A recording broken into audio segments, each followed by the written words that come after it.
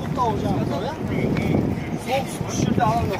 Мына жасыл белгідегі кімдер? Мұсылмандар. Қызыл белгідегілер жаңағы кімдер? Мүшіктер, екі деңгейге мүшіктер, иә.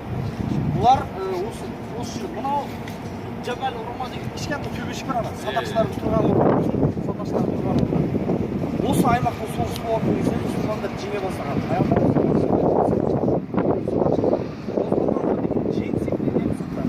Бірақ соғыстың кеңгенін көріп жаңағы неден Олжадан тұрып аламыз ба деп 40 сахаба сол жерде садақшылар шығып кеткен.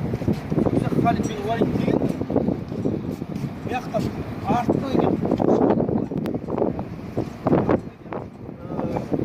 мына қара белгі